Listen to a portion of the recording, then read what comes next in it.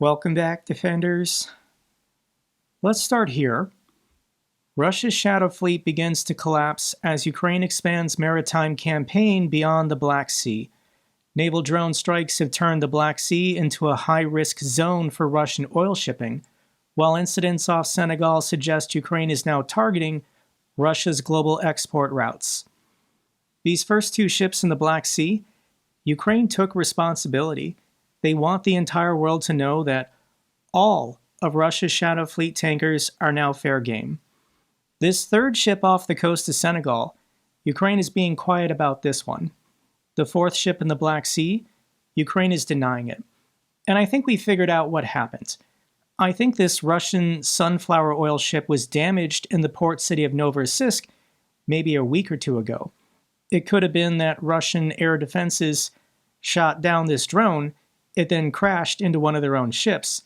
So the Russians decided to sail this damaged ship out into Turkish waters to blame Ukraine for attacking an agricultural ship, which Ukraine obviously did not do. If they're going to strike oil tankers or ships in the Black Sea, they're going to use naval drones, not aerial drones. So in the last couple days, Ukraine has not struck any new additional shadow fleet tankers. Your first question might be why? And I think it has to do with these companies that are operating for the Russians. And about half of these shadow fleet tankers are not owned outright by the Russians. They're leased from other countries and other companies. But I think Ukraine is giving everyone a little bit of time to end contracts or cut off services or allow the crews of these ships to get off the ships. In addition, this makes insurance, even for the Russians, more complicated. If insurers refuse coverage and vessel owners decline to lease their ships into a war zone, Russia could lose access to a large share of the 500 tankers it uses to move sanctioned oil. Roughly half of the shadow fleet consists of foreign-owned vessels that Russia leases, meaning those ships could disappear from its logistics chain if owners pull them out. I think there's a pause in attacks on these ships because Ukraine is giving other countries and other companies time to pull their tankers out of service. Or Turkey is upset and told Ukraine not to do this. Those are the two explanations why additional shadow fleet tankers have not been struck in the last 3 or 4 days.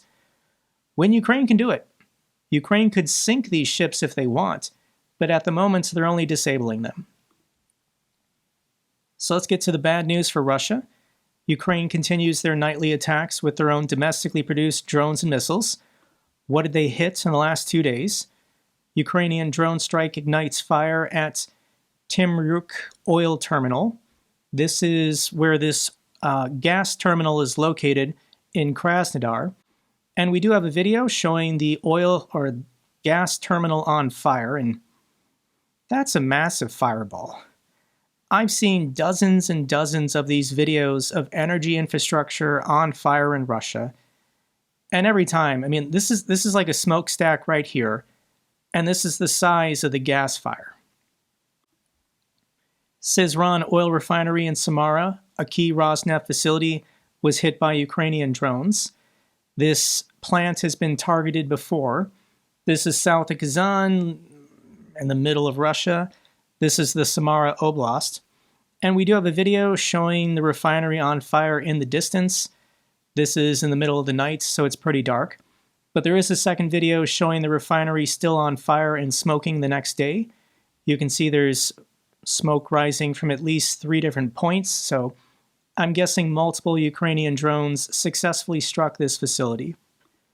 When we go to the bingo board, this is the Syzran refinery. Produces 7 million tons of refined products per year, 800 kilometers from the border. And this is interesting because Ukraine hasn't struck it since August. They struck it 3 times in the month of August, and then not again until 2 days ago. Potentially the refinery was damaged or offline, the Russians repaired it, and Ukraine just struck it again. This is what's going to keep happening until Russia stops this war. Ukrainian drones hit Rosneft's Ryazan refinery again, 9 different strikes so far this year. This is the video. I think this is like surveillance from an iPad, but it does show a fire at the Ryazan refinery once again. And this is Russia's third largest refinery, producing 17 million tons of refined products per year. And overall, this is the 12th strike, but 9 this year. Ukraine really wants to knock this refinery offline. And I think what we're all learning is you got to hit it multiple times. I'm sure there are various points of the plant that are not operational, but there's so many different things happening, different products being refined and produced. You've got to go back for different parts of the facility on different nights. But when we see these fires in the distance, I don't really see the satellite images the next day, but we did get one. Satellite image confirms damage to the Afipsky oil refinery after a Ukrainian drone strike. This drone strike was a week or two ago, and this satellite image is from November 30th. So if you're curious, what does it look like from satellite images after a Ukrainian drone attack? And that's what one attack did to the Afipsky refinery a week or two ago. Looks costly. Here's the big picture. Attacks by Ukrainian defense forces on strategic Russian facilities. This is just from the last 60 days. Ukraine hit over 50 facilities in just 60 days from September to November. This is why Russia's oil and gas revenues are now down 35% year over year. Yes, the price of oil is also down, but not 35% in a single year. It's a combination of lower prices, but also just gradual wearing down of Russia's oil and energy giants. This is a slow collapse of the entire energy system of Russia. Ukraine has to keep this up. This was 60 or 50 different facilities struck in 60 days. Let's do another 60. Let's do another 180. Ukraine's going to keep going until Russia stops this war. Here's another interesting chart. 2,500 reports of missing or dead persons every single week. These are families trying to claim they lost a loved one in the war. Now, initially, you can see these numbers were pretty low going back to 2023. It then started increasing in 2024, but it's gone parabolic. Claims for death benefits of lost soldiers. Now, for a lot of Russian families, they don't know when one of their loved ones has died for a very long time. Russian soldiers in the SMO are not allowed to have cell phones or regularly communicate with their families. So when they die on the front lines, unless their commander is nice and notifies the family, they don't know for a while. But you can see what's happening here. Families are getting information or just declaring their loved ones dead, and they're trying to collect benefits. But these regional oblasts, these governors, don't have the budget to pay the death benefits. So many of these oblasts in Russia, they're out of money. They were out of money months ago, and they're not paying these benefits. And potentially the graph is also spiking because families are reapplying and being denied or being ignored. Russia needs money. That's the point I was trying to make. And this is crazy. The government is raising the price of alcohol. The retail price of alcohol will increase following an excise tax. This was passed by Putin. Excise taxes on alcohol will increase the price between 9% and 31% starting on January 1st. The cost of vodka is going to go up 30% potentially starting next month. I don't think Russians are going to be happy about that. What else did Ukraine hit? Ukrainian drones hit Russian Su-24 bomber on the tarmac in occupied Crimea. This is another $20 million jet that an FP-1 drone got. And this is just every day. Every day Ukraine is releasing new aerial drone video showing high-value targets being destroyed in Crimea. Ukraine's Ghosts destroy 8 Russian targets in Crimea. Kyiv's intel say its Ghosts hit 8 Russian targets over the last 2 weeks, destroying aircraft, radar systems, and logistics infrastructure. This is the primary units, and this is the list of all the stuff that's destroyed in this video. I can skip through it a little bit, but as you can see, Ukraine has been really focused on radars. Every update video almost for the last 2 months, I've shown you drone video of a radar somewhere in Russia being destroyed. And this is about Ukraine having their own success once they start launching their Flamingo cruise missiles at Russian military bases. This is the primary unit also announcing they destroyed a Buk M3 air defense system in Zaporizhia. You can see the drone come in, and that is the Buk M3 about to get blown up. Grozny shaken after Ukrainian drone smashes into high-rise in the Chechen capital. The building sits next to the FSB Chechen headquarters, which may have been the intended targets before the drone was diverted, possibly by Russian electronic warfare.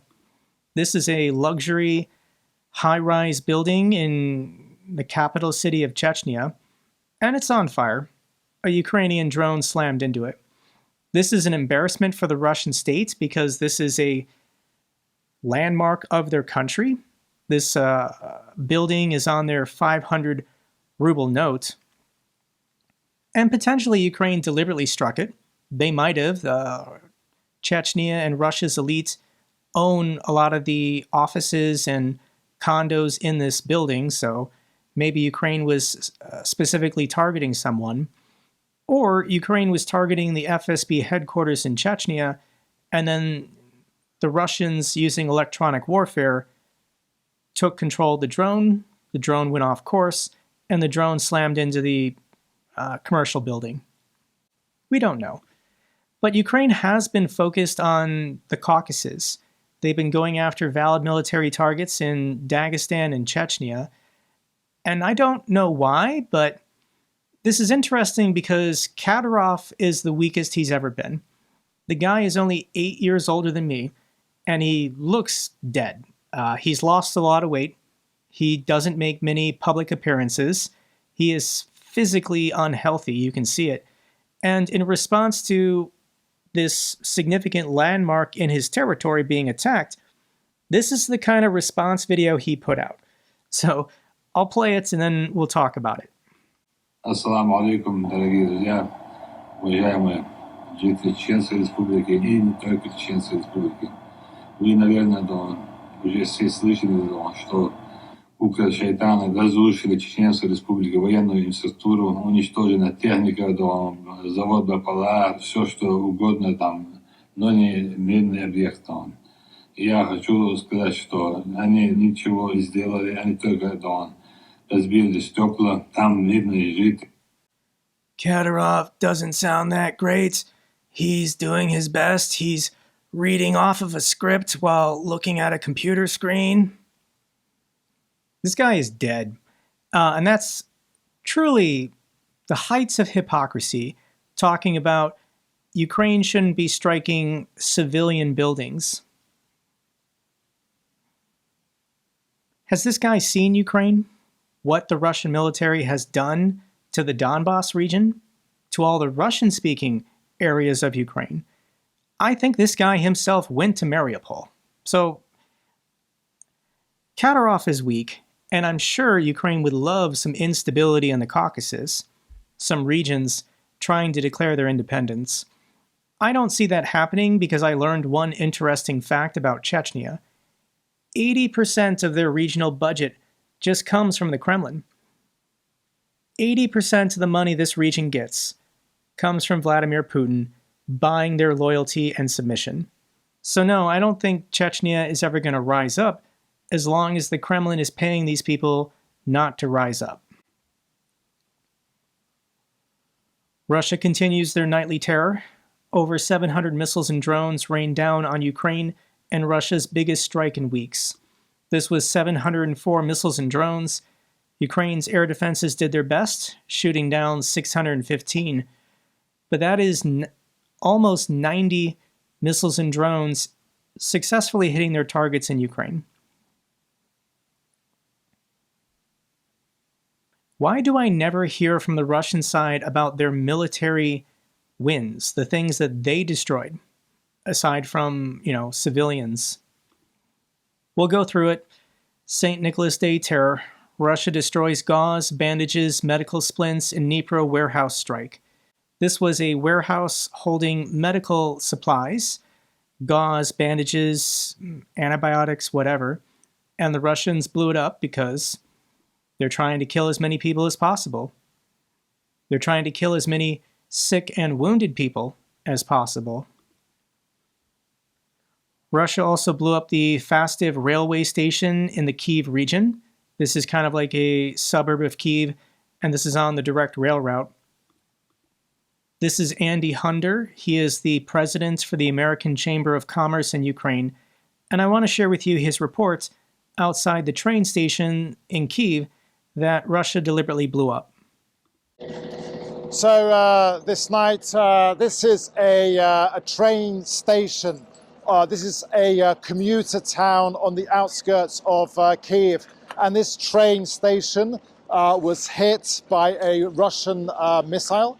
As you can see, totally destroyed a train station that's been targeting. So the Russians are targeting civilian infrastructure. They're targeting the hospitals, the schools, the American business, and train stations here just on the outskirts. And the first responders are here saving lives, moving as quickly as they can. And this is a time when Witkoff and Jared Kushner are sitting down with the Russians. And this is the message. This is the message that the Russians are destroying Ukrainian civilian infrastructure. So here from Kyiv, the message is clear: peace, but peace through strength. And the message is here, we're hearing in Kyiv that Chamberlain never won a peace prize. So peace, but peace through strength. The Russians every day target schools, they target hospitals, they target American businesses on purpose. They want all Americans out of Ukraine. And yes, they blew up this train station, but the trains are still running.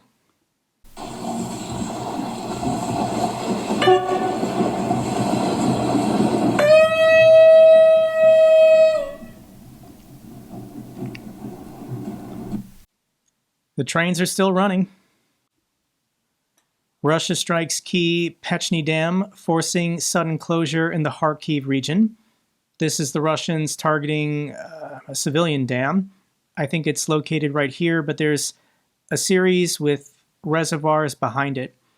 Now, Ukraine did strike a dam in Belgorod to flood a certain region. This was near Vovchansk. And if Russia has targeted the main dams on the Dnipro before to destroy their electric generating capacity, so I think this is just what both sides are going to do. Every dam in Russia is a fair target, and I think Russia is going to continue targeting dams in Ukraine. Here's the video showing what a Russian drone or missile did to the dam. I don't think the reservoir behind it burst yet, but obviously with structural damage, it could go at any time, and this would greatly impact communities and farmers downstream that rely on this reservoir. UN agency says Chernobyl nuclear plant's protective shield was damaged. This was a drone strike carried out by the Russians in April. They slammed a Shahed drone into the sarcophagus for the Chernobyl nuclear power plant. A protective shield at Chernobyl's nuclear power plant built to contain radioactive material from the 1986 disaster can no longer perform its main safety function due to the drone damage. This is terrorism. This is nuclear terrorism. The Russians deliberately put a hole in this sarcophagus, knowing that small amounts of radiation would leak, and this would be frightening. This would be terrifying to the world.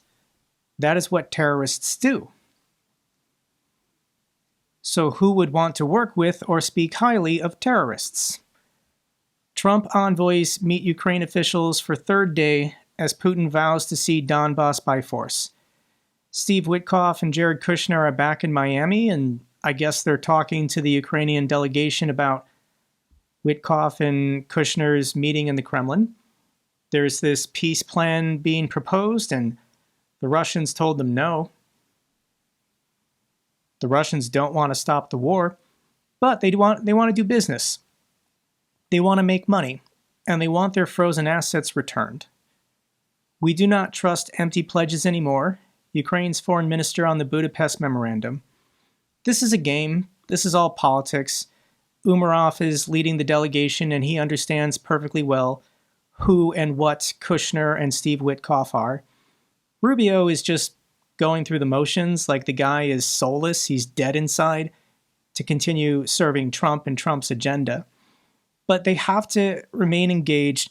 They have to play this propaganda game so that they're not blamed for not wanting peace, and then Trump has justification to cut off intelligence and weapons sales. But this is what Trump and his administration are actually focused on. Washington reportedly moves to undercut EU's planned reparations loan. This $300 billion in EU banks or whatever, Trump and the Russians want it back. While Trump wants it for himself and his family, the Russians want their money back, and the Europeans are just incapable of making any significant progress releasing the funds to help Ukraine win this war. Trump's Ukraine peace push was always a naked cash grab. These 5 or 6 meetings that Witkoff has had with the Russians, they're not talking about peace. They're not talking about stopping wars. They're talking about business deals. Which of Trump's allies will get a 9% stake in an Arctic LNG company? Which of Trump's friends will get 30% ownership on a joint venture for Arctic drilling or whatever? It's about rare earth elements. He's a business guy conducting business deals. And another word for that is just corruption. And the Russians are the king of corruption. They want to work with these people. These men think and operate the same. And right now, they want that money. The money frozen in EU banks. Call transcript shows EU leaders tell Zelensky that they, not the United States, will decide on frozen Russian assets. I hope so. I hope Europe is capable of saying no and then finding the political courage to release this money to help Ukraine defeat Russia today. As far as the United States, we don't really have any leverage over Ukraine or Europe to make them do what we want. This is a chart showing US aid to Ukraine has evaporated. The blue is Europe. The black is the United States. And this chart is interesting for a couple of reasons. The first one, yes, US aid in Q1 and Q2 of this year evaporated. It's gone for Q3, it's gone for Q4. The United States is not directly helping Ukraine in any way.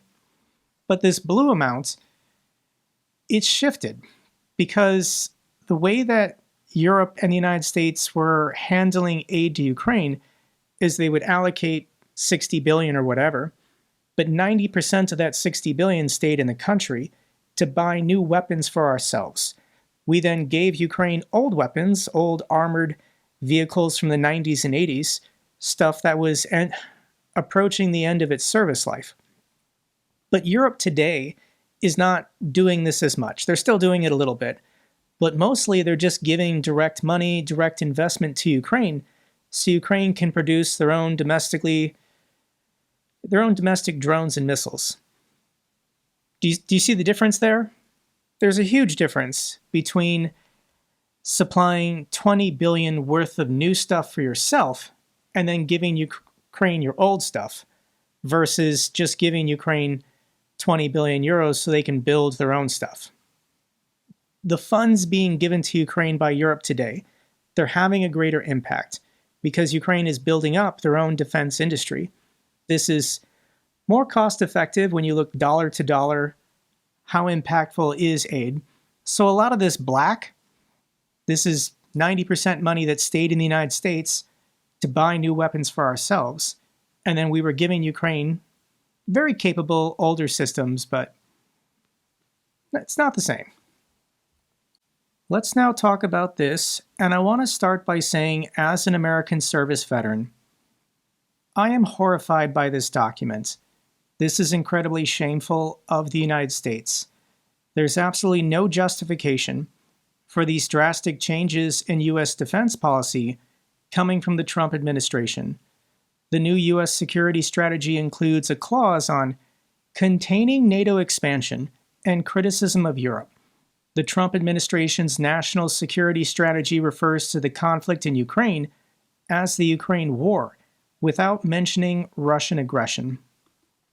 This is the president's national security strategy document, and it's supposed to be a guiding document for the Department of Defense, the military, the national security apparatus. And this document was written by the Russians. Donald Trump didn't write it. Donald Trump didn't even read it. Donald Trump doesn't read anything. The Russians wrote this document. They got almost everything they wanted. Here's a thread breakdown of what's in the document. I'm going to read for you the parts related to Russia. This first striking thing about the new U.S. national security strategy is how little Russia is mentioned in it. Only 10 times. Every NSS since 1993 has mentioned Russia more than 10 times. The absence of Russia from the 2025 national security strategy looks really odd, both because Russia is obviously one of the states having the most significant impact on global stability at the moment, and because the administration is so clearly interested in Russia. The lack of discussion of Russia, despite its significance for international security and order, and its the importance to the Trump administration, makes it look as if they are simply waiting to be able to talk more positively about the relationship in the future. Trump loves Russia. He loves Putin. And he wants to talk in his national security documents about how Putin's great and how Russia is now our ally. But they're going to wait another year. They're just going to wait and not talk about Russia and all the people they're killing and all the war crimes they're committing. It's not just the lack of mentions of Russia that's striking. It's the fact that Russia isn't even mentioned as an adversary or threat.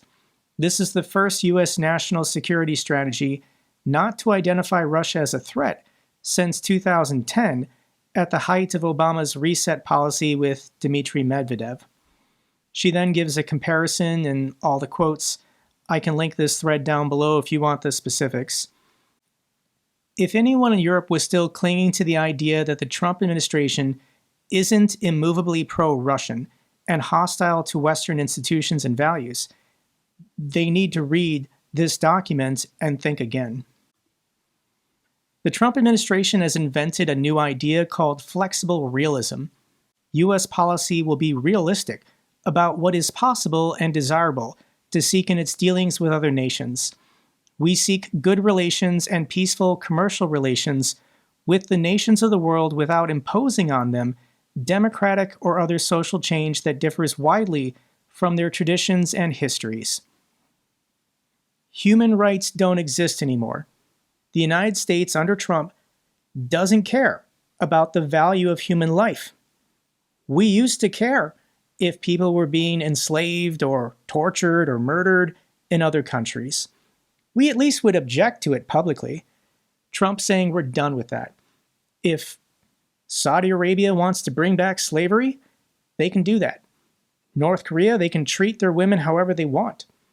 China, they want to just ethnically cleanse their Muslim population, they can do that. Trump and my government no longer cares.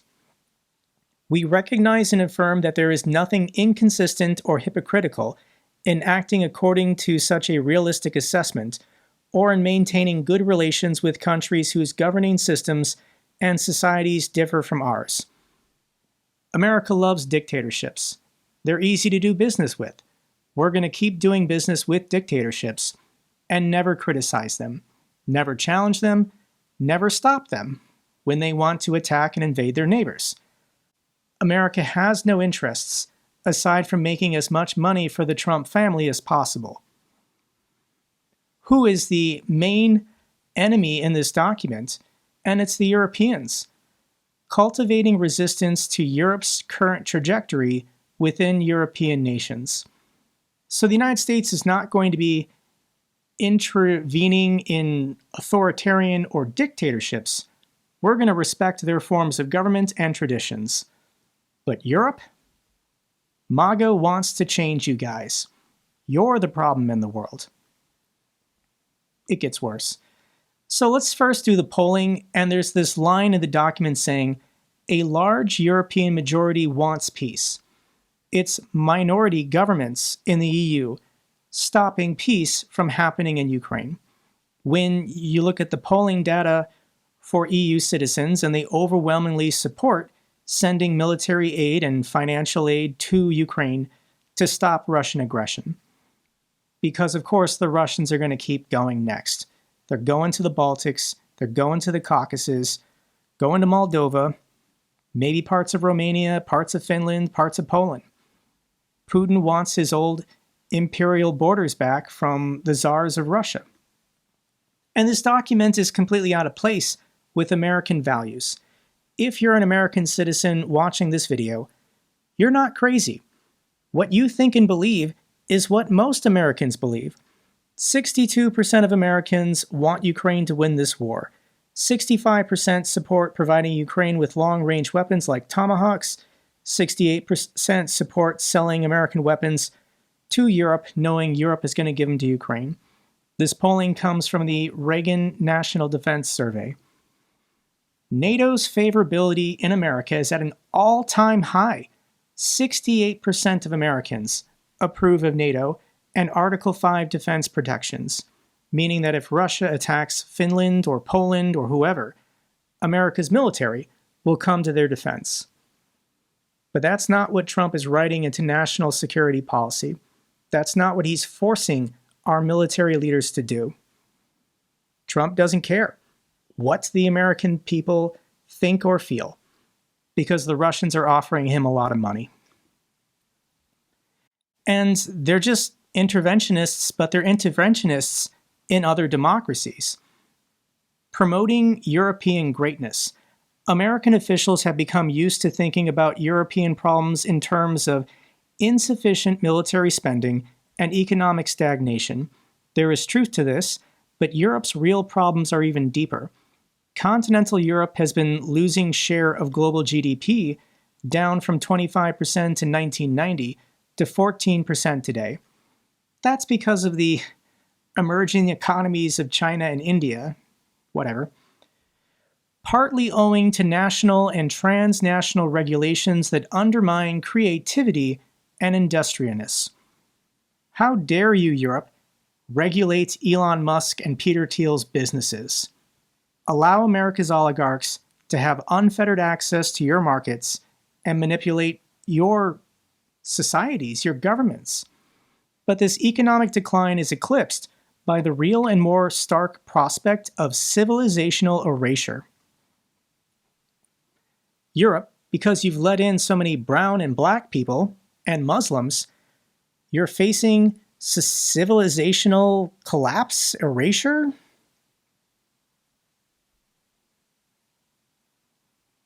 I don't even know how to comment on this. This is insane nonsense. This is racist bullshit.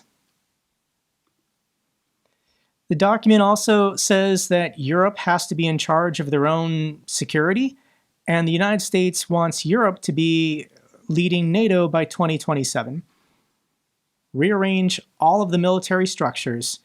Europe's military is going to be in charge of NATO. Maybe the United States will still be a member, but that's ridiculous because the Senate would have to vote to withdraw the United States from NATO. But as long as Trump or J.D. Vance are president, they're not going to answer the call. If Russia attacks a NATO country, Donald Trump or J.D. Vance are not going to do anything. The United States military will stand down and allow Russia to take whatever they want to take. Here's Jessica Berlin. Something has changed. A side of America that most Europeans never encountered face to face is now in charge. Europe had a decade of warnings and the first Trump administration to prepare for this. We chose not to. To meet this moment and secure our future, we must also change. Europe, you're the only one that can save us. You're the only one defending international law and human rights. Kremlin says U.S. national security strategy document largely consistent with Russia's vision because Russia wrote it. This is Dmitry Peskov celebrating that the United States military is never going to question or challenge Russia in any way ever again because the Russians are paying off the Trump family. The complete drastic reversal compared to what was earlier under previous administrations. The current administration is fundamentally different from previous ones. And of course, President Trump is strong now. Strong in terms of internal political positions. This gives him the ability to adjust the concept in accordance with his vision. The adjustments that we see, I would say, they correspond in many ways to our vision.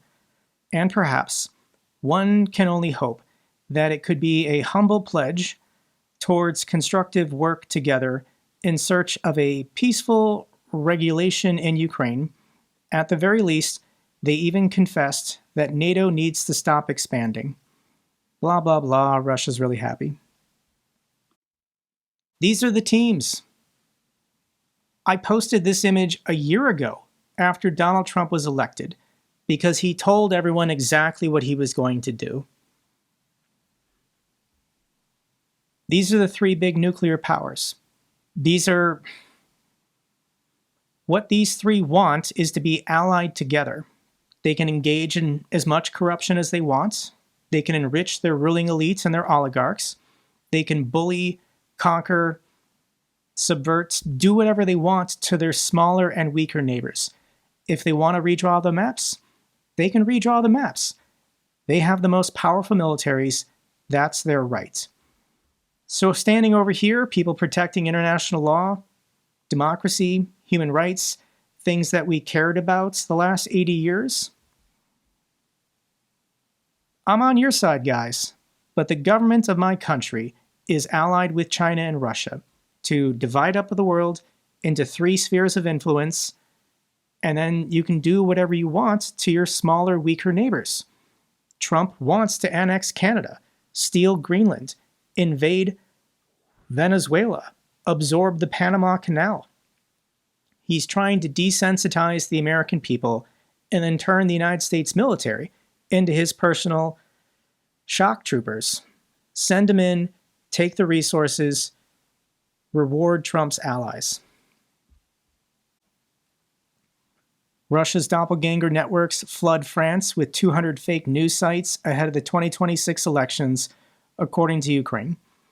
This is informational warfare, coming from the Russians, coming from the Chinese. Their crown jewel prize was capturing the United States, which they've done.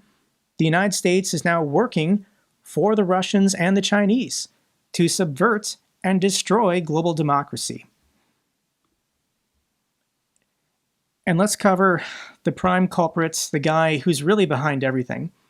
Twitter gets a 140 million EU fine for breaching content rules, but TikTok settles. This is Elon Musk having a meltdown because the EU fined him for failing to adhere to regulations.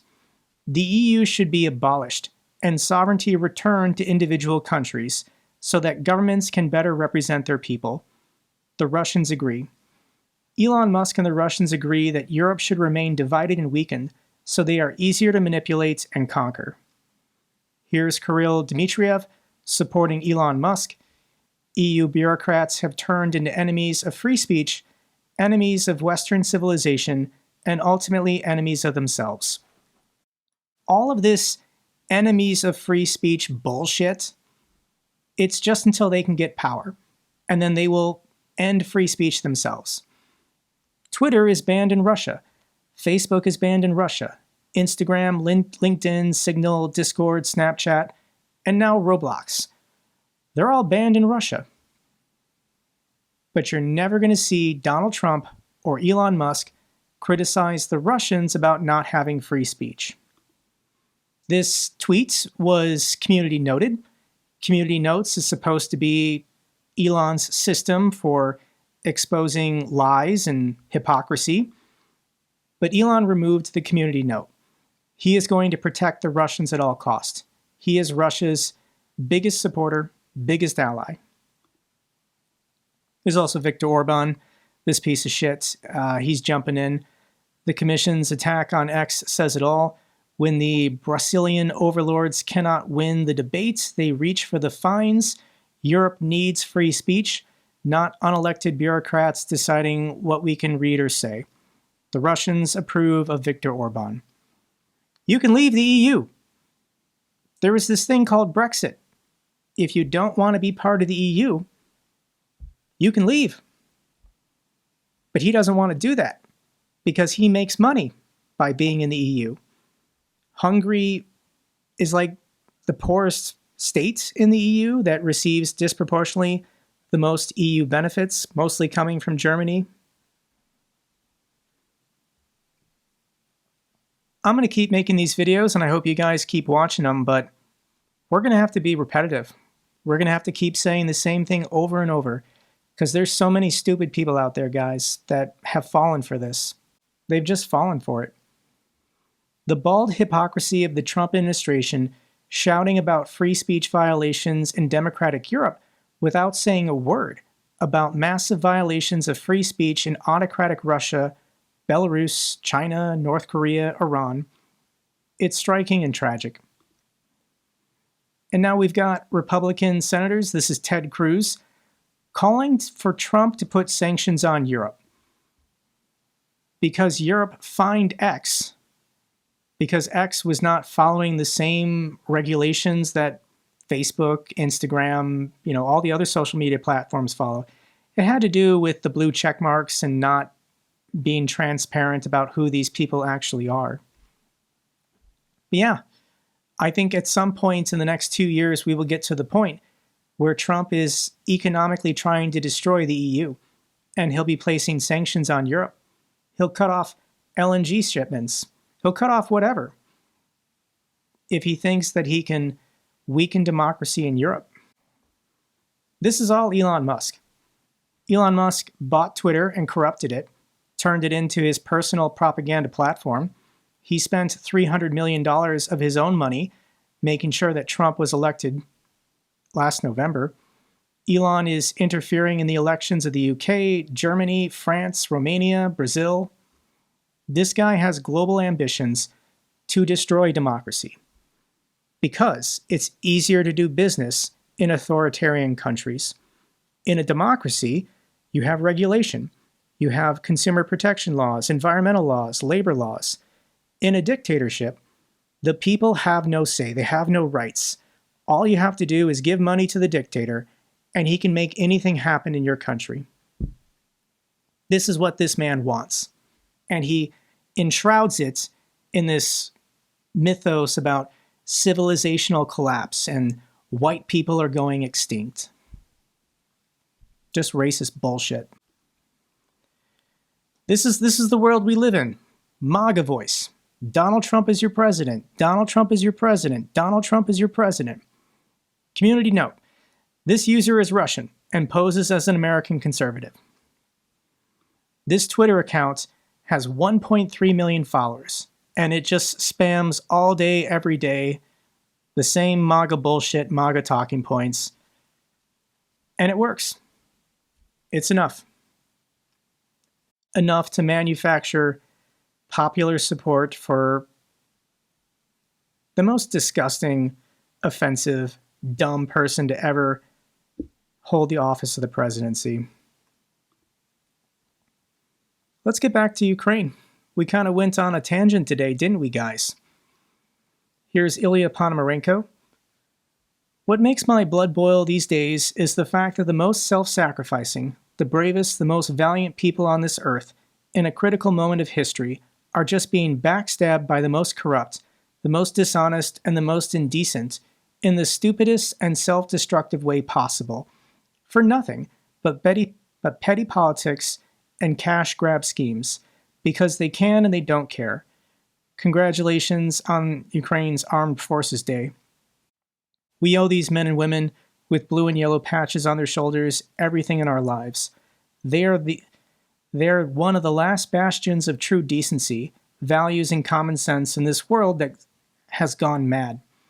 As always, the best way to congratulate a Ukrainian soldier is to help those who responsibly raise funds and provide them with equipment and weapons to save lives and combat the Russian aggression.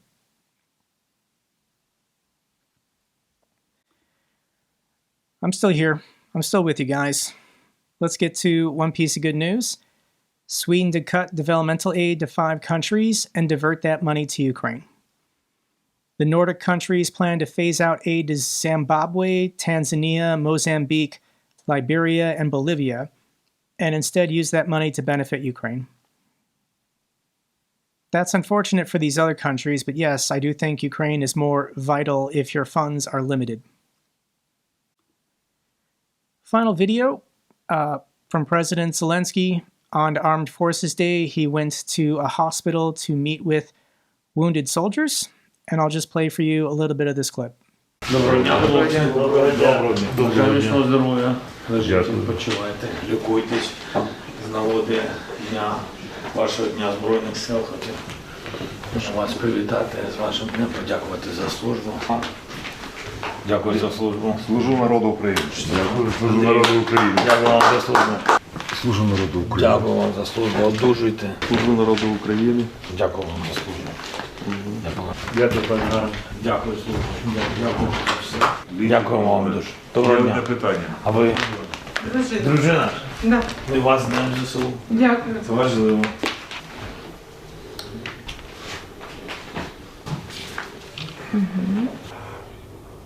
Бажаю здоров'я, хлопці.